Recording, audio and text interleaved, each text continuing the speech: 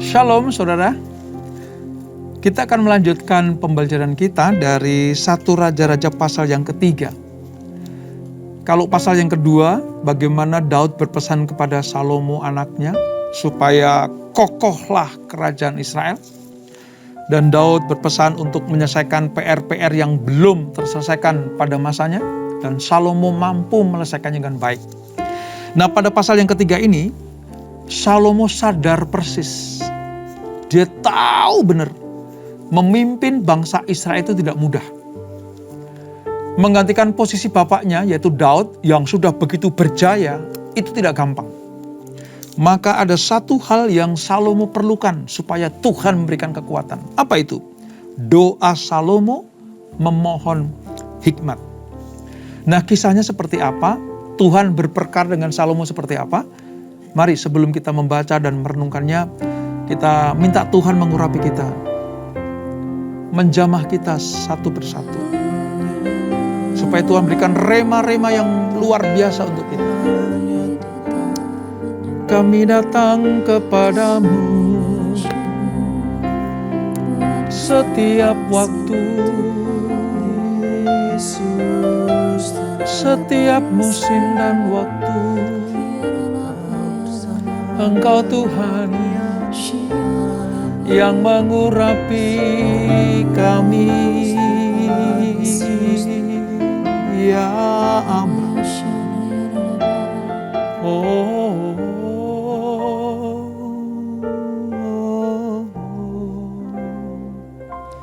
Ya Tuhan, tiap jam ku memerlukanmu. Engkaulah yang memberi sejahtera penuh setiap jam, ya Tuhan. Dikau ku perlukan, ku datang juru selamat, berkatilah.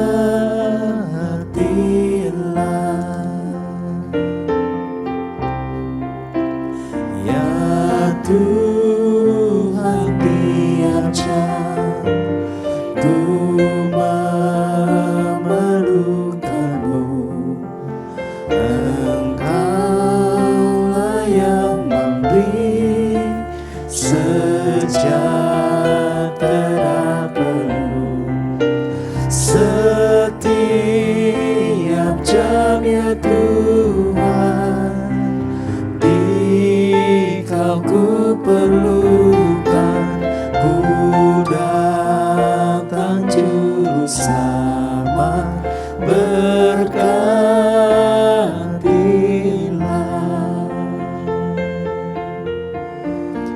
Ya Tuhan, tiap jam ku memerlukanmu. Engkaulah yang memberi sejahtera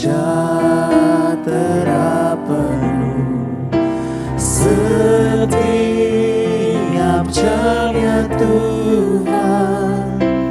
Dikau ku perlukan, ku datang juru selamat, berkatilah.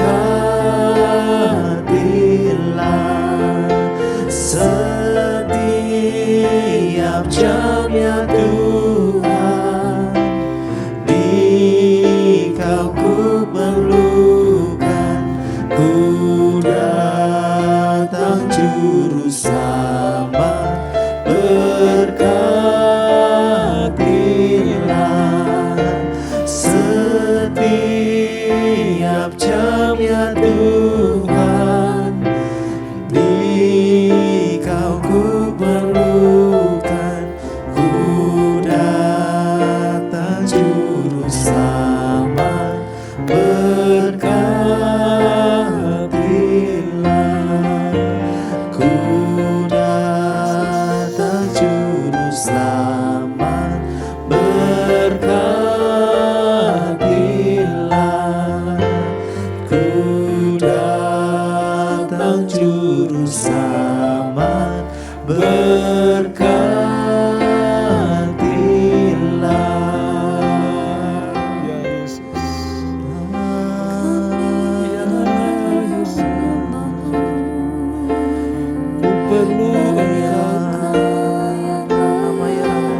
perlu Engkau setiap waktu hidup kami. Ku perlu Engkau Tuhan. Kami perlu Kau Tuhan yang menuntun, yang menopang, yang membawa kepada jalan kebenaran. Oh, Yesus Tuhan. Oh. Kemanakah kami mencari kasih sejati? Kemanakah kami berseru saat badai datang menderu? Yang kami tahu hanya Kau yang mampu pulihkan segala sesuatu. Kemanakah kami mencari kasih sejati? Kemanakah kami berseru saat badai datang menderu? Yang kami tahu hanya Kau yang mampu pulihkan segala sesuatu. Kami perlukan keajaiban-Mu, kami butuhkan sentuhan tangan-Mu. Kami tak dapat jalan sendiri, kami perlu Kau Tuhan. Yesus. Kemanakah kami mencari kasih sejati? Kemanakah kami berseru saat badai datang menderu? Yang kami tahu hanya Kau yang mampu pulihkan segala sesuatu. Kami perlukan keajaiban-Mu, kami butuhkan sentuhan tangan-Mu. Kami tak dapat jalan sendiri, kami perlu Kau Tuhan. Kami perlukan keajaiban-Mu, kami butuhkan sentuhan tangan-Mu. Kami tak dapat jalan sendiri, kami perlu Kau Tuhan.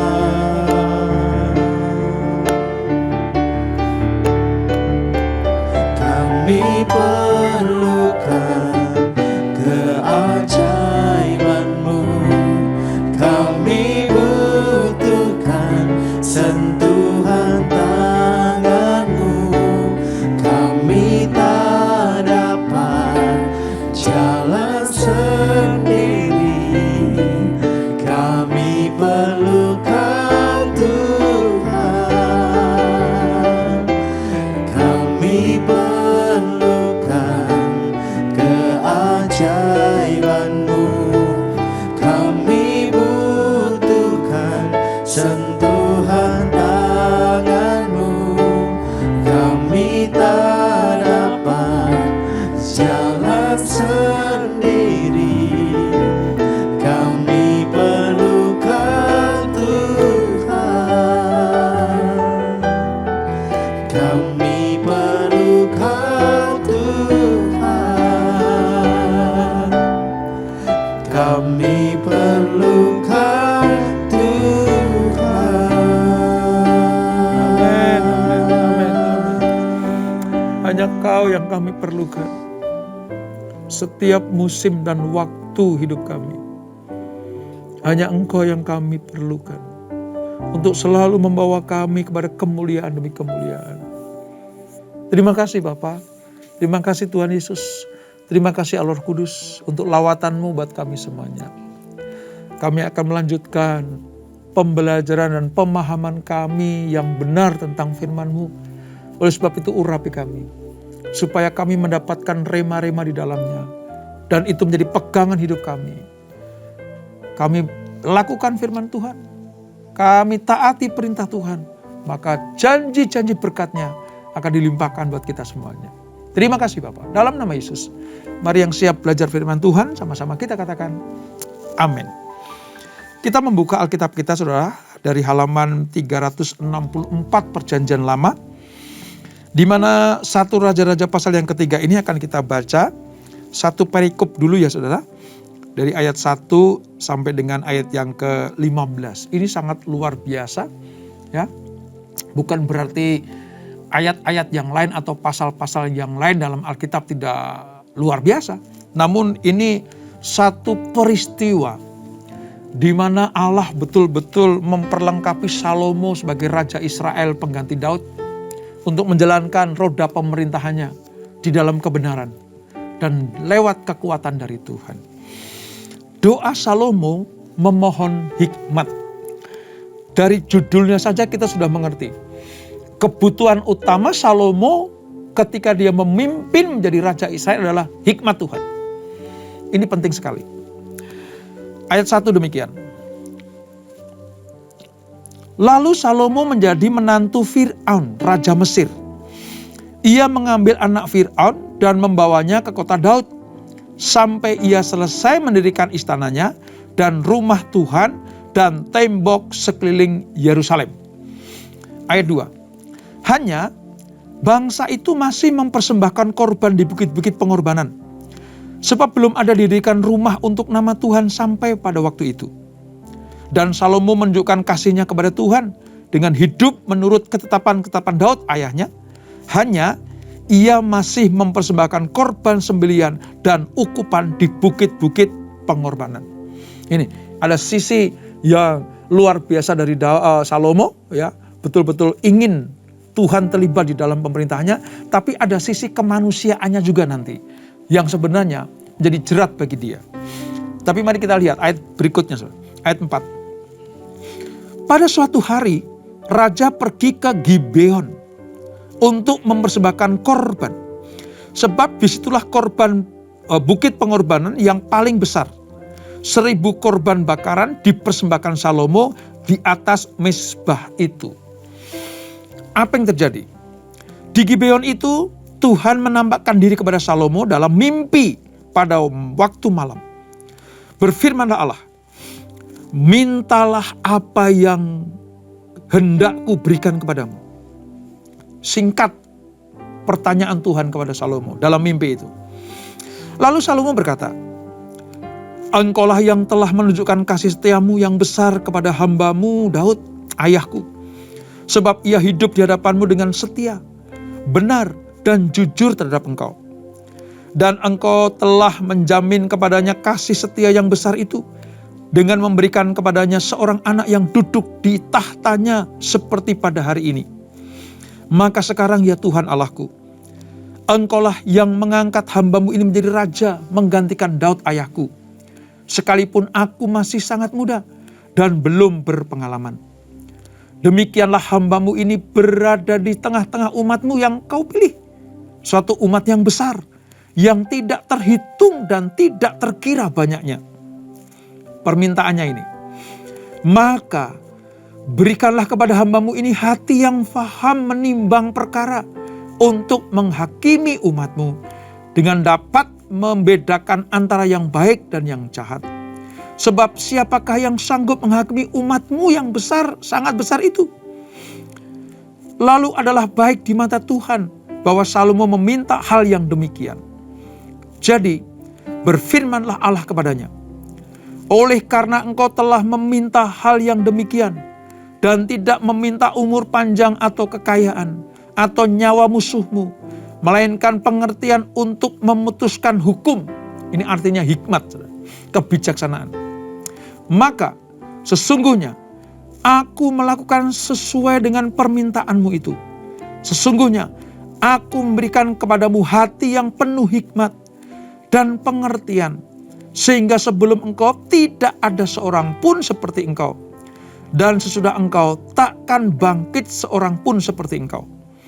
Dan juga apa yang tidak kau minta, aku berikan kepadamu, baik kekayaan maupun kemuliaan, sehingga sepanjang umurmu takkan ada seorang pun seperti engkau di antara raja-raja. Jadi raja yang paling dihormati Israel itu Daud. Tapi raja yang paling kaya raya itu adalah Salomo. Ayat 14. Dan jika engkau hidup menuruti jalan yang kutunjukkan dan tetap mengikuti segala ketetapan perintahku, sama seperti ayahmu Daud, maka aku akan memperpanjang umurmu. Lalu terjagalah Salomo. Ternyata ia bermimpi. Sekembalinya ke Yerusalem, berdirilah ia di hadapan tabut perjanjian Tuhan. Dipersembahkannyalah korban-korban bakaran dan korban-korban keselamatan.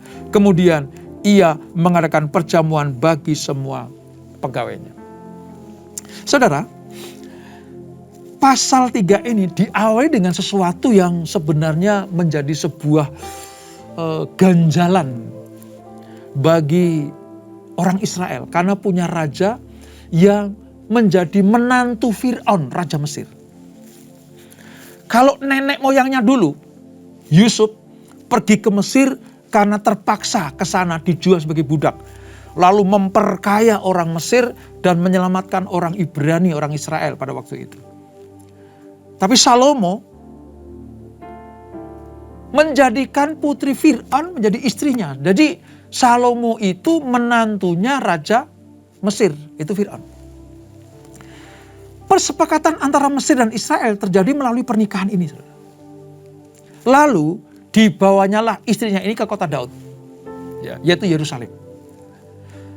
Mungkin orang Israel pasti bisa memikirkan ya di satu sisi oke lah, dia raja gitu ya. Tetapi mereka tidak menyetujui hadirnya seorang ratu kafir di tempat di tabut perjanjian ada. Nah, tindakan Salomo ini merupakan apa? Sebuah tindakan politik. Memang Salomo itu cerdas, pintar, luar biasa. Tinggal kepintarannya itu mau diarahkan kemana? Mau ke jalan Tuhan atau pemikirannya sendiri? Mau melakukan kehendak Allah lewat hikmat yang luar biasa, pemikiran yang cemerlang, cerdas itu, atau mengikuti kehendaknya sendiri. Nah, pada peristiwa dia mengambil anak Fir'aun ini, saudara, dia sedang memakai pikiran yang cerdas itu untuk mengokohkan kerajaannya, supaya ada aliansi, ada hubungan baik Mesir dan Israel. Ini tujuan Salomo. Nah, dari apa yang kita baca, saudara, setelah itu Tuhan menampakkan di dalam mimpi di Gibeon itu. Sebenarnya ada dua hal yang bersifat kontradiktif dalam kehidupan Salomo yang dapat kita amati dari pasal 3 ini. Di satu sisi, Salomo minta hikmat dari Tuhan agar dapat mengelola bangsanya dengan benar, sesuai dengan yang diinginkan Tuhan. Salomo sadar ini bangsa besar, gak terhitung jumlahnya. Bapakku yang mempersatukan 12 suku Israel. Sekalipun mereka tegar tengkuk, tapi mampu dipersatukan oleh Daud ayahku. Dan ini tidak mudah. Aku gak punya keahlian seperti bapakku. Perang aku tidak pernah. Salomo itu gak pernah perang. Masa-masa Salomo memerintah menjadi raja, kerajaan itu aman tentram karena hikmatnya tadi. Tetapi senjata utama Salomo memerintah kerajaan adalah hikmatnya. Ini ya, permintaan Salomo itu menyenangkan hati Tuhan. Sehingga apa? Tuhan mengabulkan permintaannya. Bahkan ditambah dengan apa, saudara? Umur panjang, kekayaan, kemuliaan. Yang tidak diminta Salomo diberikan. Karena yang diminta Salomo itu betul-betul mengena di hati Tuhan. Nah, saudara, itu satu sisi. Bagaimana Salomo melakukan permulaan pemerintahan di Israel dengan minta hikmat dari Tuhan. Sementara di sisi yang lain, Salomo melakukan pernikahan politik yang tadi saya sampaikan. Dengan mengikat hubungan kekeluargaan dengan penguasa tertinggi negara adik kuasa itu, yaitu Mesir. Karena Salomo berharap apa? Agar Israel mendapatkan dukungan perlindungan dari Mesir. Saya bisa bayangkan itu. Ambigunya tindakan Salomo ketika minta hikmat Tuhan, tapi juga sekaligus melakukan kegiatan politik yang sebenarnya dilarang oleh Tuhan. Karena Mesir lambang perbudakan.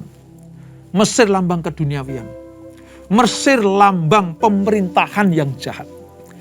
Bagaimana mungkin satu orang minta hikmat dari Tuhan, sementara pada sisi yang lain dia menjalin hubungan dengan orang-orang yang tidak dikehendaki Tuhan. Tapi itu Salomo. Ini saudara. Kesalahan Salomo adalah apa? Memilih cara yang umum dilakukan pada masa itu. Bukan pakai cara Tuhan. Tuhan itu menghendaki raja-raja Israel mengandalkan Tuhan, bukan bangsa-bangsa lain. Ini kalau kita pelajari kehidupan Salomo itu memang agak berbeda saudara sebenarnya. Dengan Abraham, Ishak, Yakub, Musa, Yosua gitu ya. Atau Daud bapaknya itu. Memang agak berbeda. Karena di satu sisi betul-betul wow, ditimang-timang Tuhan gitu. Tapi sisi lain dia pakai hikmatnya itu menjalin dengan hubungan dengan musuh Israel. Memang pada waktu itu cara-cara raja-raja itu begitu. Mencari kekuatan, menghimpun kekuatan dengan cara apa? Bergabung dengan kerajaan yang kuat. Sementara Salomo tuh punya raja di atas segala raja yang kuat itu, yaitu Tuhan. Kenapa harus ngambil istri putri Fir'aun? Itu pemikiran orang Israel seperti itu. Karena hal ini kelak menjadi salah satu alasan ya kenapa Tuhan menghukum umatnya itu ini. Menjalin hubungan dengan raja-raja yang Tuhan tidak kehendaki. Itu kesalahan pertama Salomo.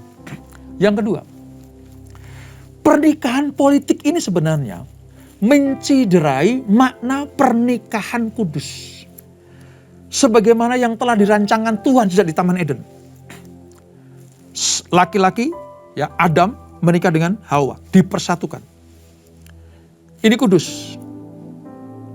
Ini adalah kudus. Jadi ketika Salomo mengambil putri Fir'aun, itu sedang merobek-robek perjanjian Allah ketika dinyatakan sejak dari Taman Eden. Ini kelemahan Salomo di sini. Ya. Dengan gemerlapnya kerajaan, terkenalnya dia, disanjung-sanjung oleh orang-orang lain. Pada pasal berikutnya nanti kita akan melihat bagaimana orang-orang lain tuh, bangsa-bangsa lain tuh menyanjung-nyanjung Salomo. Karena pinter, bijaksana, hikmatnya luar biasa. Masih muda, tapi pengaruhnya luar biasa. Nah, belajar dari Salomo. Mari, andalkan hikmat Tuhan.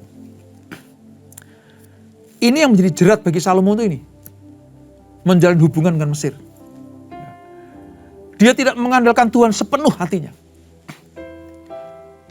Saudara, ketika Tuhan sampai mendatangi Salomo dalam mimpi, itu harusnya Salomo sadar. Sampai Tuhan menampakkan di dalam mimpi kepada Salomo, harus Salomo tuh ngeh gitu. Bahwa Tuhanlah yang menjadi satu-satunya sandaran dalam kehidupannya. Kalau kita lihat ya saudara, kehidupan para tokoh-tokoh Alkitab. Ya memang ada sebagian yang berbuat jahat dan dosa. Ya, Daud pernah berbuat dosa. Abraham pernah berbuat dosa. Musa juga berdosa pernah. Tapi dalam rancangan Allah secara garis besar dia tetap menjadi pilihan Tuhan. Karena masuk di dalam bingkai tokoh-tokoh iman ya, di dalam Ibrani pasal yang ke-11. Tapi kita tidak menjumpai Salomo di situ. Kenapa? Salah satunya ini, kita tidak bisa mencampurkan Allah yang benar, yang kita sembah, kita andalkan, dengan kekuatan yang lain selain Allah. Jangan pernah mengkombinasikan iman kita kepada Tuhan dan kepada bukan Tuhan atau yang lain. Tidak bisa.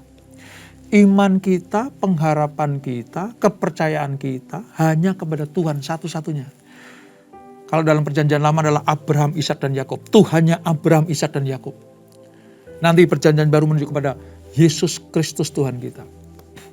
Kita tidak bisa menghamba kepada dua Tuhan. Salomo mulai menghamba kepada dua Tuhan. Apa itu?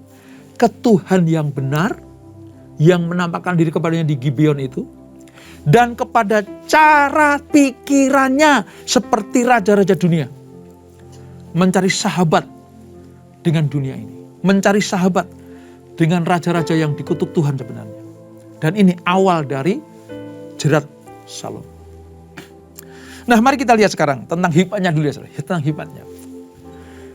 Untuk menyatakan hikmat Salomo yang luar biasa. Satu raja-raja ini tidak mengetengahkan kemampuan arsitek Salomo dalam membangun bait Allah. Tidak. Ya. Tetapi dia memperkuat apa? Ketika dia membuat sebuah keputusan yang membuat dunia tercengang. Ini, saya ulang ya. Hikmat yang pertama yang dari Tuhan, yang dipraktekkan oleh Salomo bukan untuk merancang bait Allah itu seperti apa. Bukan itu, nanti itu. Tapi yang pertama ditunjukkan Salomo kepada dunia adalah bagaimana dia mengadili dua ibu yang memperebutkan satu bayi. Di ayat-ayat berikutnya. Saudara pernah dengar ceritanya ya, secara singkat begini. Ada dua perempuan.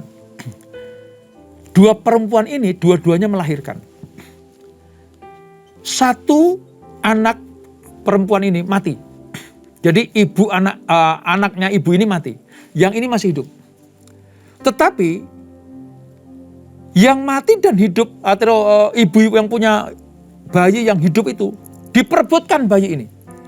Yang mati dibuang. Jadi dua-duanya berebut bayi yang satu ini. Nah, ketika mereka sudah tidak bisa menyelesaikan masalah dengan cara-cara yang lain, dia datang kepada raja. Kepada Salomo. Permasalahannya pelik, saudara. Salomo tidak bisa langsung memutuskan. Salomo dengar dulu kisahnya seperti apa. Nah, kisahnya dua ibu ini pokoknya mati-matiin. Itu bayiku, itu bayiku. Yang bilang, ini bayiku. Bayimu sudah mati. No, yang mati bayimu. Jadi pelik sekali. Kepelikan ini menambah daftar ketidaktahuan Salomo sebenarnya. Karena Salomo tidak mengenal latar belakang kedua ibu ini. Sehingga ia tidak bisa menentukan mana yang benar dan mana yang salah. Yang kedua, bayi yang diperebutkan masih terlalu kecil. Sehingga dia tidak mengenal siapa ibunya. Dan yang paling utama apa? Tidak ada saksi yang dapat memperkuat argumentasi masing-masing ibu itu. Dengan kata lain begini, Salomo sama sekali tidak mempunyai pengetahuan mengenai faktor-faktor ini. Dia tidak berani memutuskan. Namun saudara lihat, lewat hikmatnya, Salomo punya pengertian begini nih. Ini paling sederhana di dalam kehidupan yang dimiliki oleh orang-orang pada umumnya. Bahwa seorang ibu kandung itu rela melakukan dan berkorban apa saja asalkan anaknya tetap hidup. Wow, kalau saya pelajari pikiran Salomo itu luar biasa, saudara. Bayi ditanya belum tahu mana ibunya, ya, dia nggak tahu persis asal usul ibu itu gimana. Nggak ada saksi yang memberikan sebuah pengertian bahwa oh ini yang benar ini, enggak. Tapi Salomo pakai pengetahuan yang dia miliki dicampur dengan hikmat Allah. Karena seorang ibu kandung, dia rela melakukan apa saja, berkorban apa saja, asal anaknya hidup. Bahkan, toh misalnya itu pun menjadi anak orang lain, asal bayi itu hidup, nggak masalah, itu ibu kandung. Saudara lihat ya, kecerdasan Salomo, saudara. Selama bayi masih hidup, ibu kandung sejati mempersilakan daripada dipenggal. Karena Salomo sudah menyatakan begini, oke, karena nggak ada yang ngaku bayinya mati siapa, yang hidup diperutkan, sekarang bayi akan aku belah dua, masing-masing setengah. Ibu yang nggak punya anak, saudara, yang anaknya sudah meninggal tadi, bilang, oke, itu bentuk keadilanmu. Karena merasa nggak melahirkan, nggak merasa ada ruginya, ya sudah, anakku mati, anak dia juga mati. Tapi lihat, ibu yang melahirkan apa? Raja, jangan dibelah. Biarkanlah anak tetap hidup, serahkan kepada dia, asal bayi ini hidup.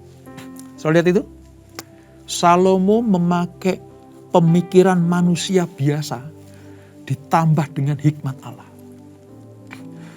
Kekuatan hikmat ini, saudara, itu mampu untuk menyelesaikan masalah yang pelik ini. Saya kalau membaca kisah ini ya, wah, kalau itu diperhadapkan pada saya, mungkin saya juga akan bingung, saudara. Bingung. Mungkin ya zaman sekarang ada DNA ya, tes DNA. Dulu belum ada. Tetapi lo lihat ya, hikmat Allah dipadukan dengan pengertian, pengakuan, pengetahuan yang kita miliki. Itu hasilnya dahsyat luar biasa. Akhirnya apa? Salomo menyatakan, oke, anak ini diberikan kepada ibu yang rela menyerahkan bayinya kepada ibu yang lain itu. Karena seorang ibu kandung tidak akan pernah merelakan, tidak akan pernah mengizinkan anaknya mati. Wong sakit panas ya, ditensi kira-kira 40 derajat saja, ibu sudah bingung luar biasa.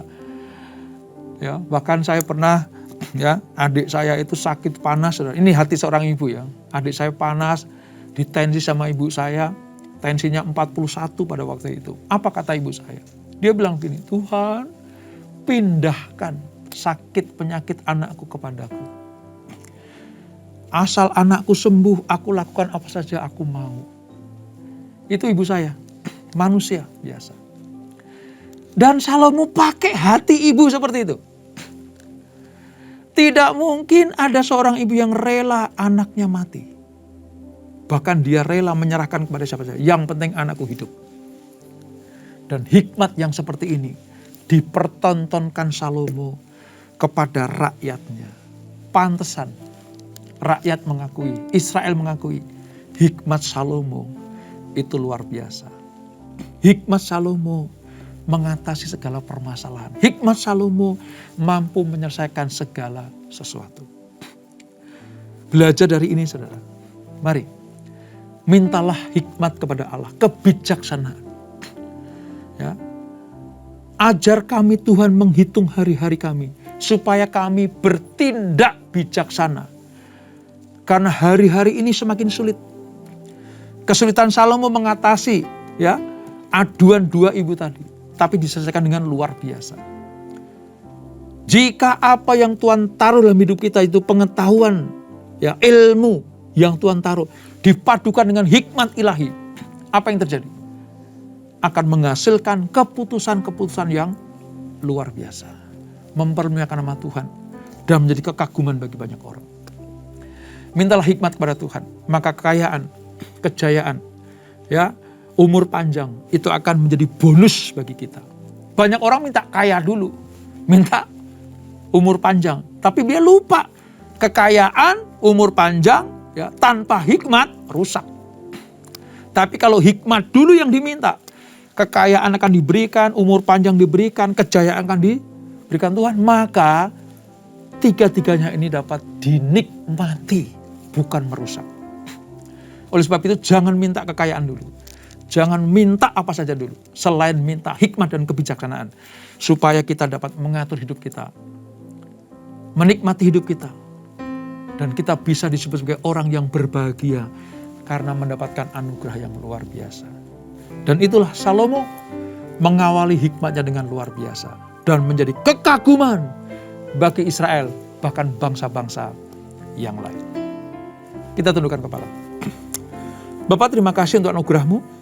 Kami ucap syukur untuk pengertian yang luar biasa di firman ini. Ya, Salomo melakukan dua hal yang berlawanan. Di satu sisi minta Tuhan mencurahkan hikmatnya. Tapi di sisi lain dia menjalin hubungan dengan Mesir dengan cara mengambil putri Fir'aun. Menjadi menantu Fir'aun Raja Mesir. Itu sebenarnya menyakiti hati Tuhan. Dan ini menjadi jerat dalam kehidupan Salomo.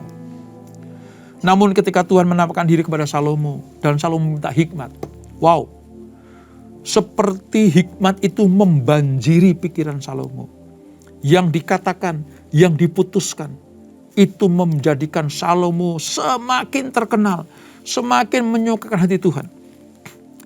Di satu sisi Salomo kuat luar biasa. Di satu sisi Salomo punya hikmat ilahi yang dahsyat luar biasa. Tapi sayang, dia juga memakai hikmatnya sendiri tanpa hikmat Allah. Dan ini yang berbahaya. Hikmat ilahi tidak dipadukan dengan hikmat atau kepintaran manusia, kecerdikan manusia, itu berbahaya sekali. Oleh sebab itu Bapak, lewat pelajaran ini kami diingatkan, tetaplah mengutamakan hikmat ilahi. Kalau engkau pandai, engkau cerdik, engkau memiliki kecerdasan yang luar biasa, jangan kau pakai cara pemikiranmu sendiri, tapi pakailah hikmat ilahi. Maka hasilnya akan dahsyat luar biasa. Terima kasih Bapak. Kedepannya nanti kami belajar bagaimana Salomo dikagumi, Salomo dibesarkan namanya, tapi juga Salomo terjerat oleh dosa-dosanya. Alkitab ini suci, namun membeberkan semua kehidupan para tokohnya, tidak disembunyikan, supaya kami belajar dari mereka semuanya. Ikuti apa kata Tuhan, tinggalkan jalan-jalan yang jahat. Berkati anak-anakmu, berkati kami semuanya, berkati keluarga demi keluarga. Para suami dan istri diberkati Tuhan, anak-anak diberkati Tuhan, dilimpahkan hikmat dari surga untuk kita semuanya, untuk menjalani hari-hari kami, supaya kami boleh hati yang bijaksana, menimbang-nimbang yang baik dan benar, menjalani seluruh apa yang Tuhan ingin kami lakukan. Sebelum kami berpisah, kami siapkan hati kami terima berkat yang daripada. Kekasih-kasih Kristus arahkan hatimu pada Tuhan. Terimalah berkat, kasih anugerah dari Allah Bapa yang berlimpah-limpah di dalam anaknya yang tunggal Tuhan Yesus Kristus, dan persekutuan yang manis dalam Roh Kudus menyertai kita semuanya. Mulai saat ini sampai Maranatha, Yesus datang yang kedua kali menjemput kita semuanya. Bertemu di awan-awan yang permai, menikmati kemuliaan kekal sampai selama-lamanya. Yang diberkati, sama-sama kita katakan amin, amin, amin, amin. Tuhan Yesus memberkati.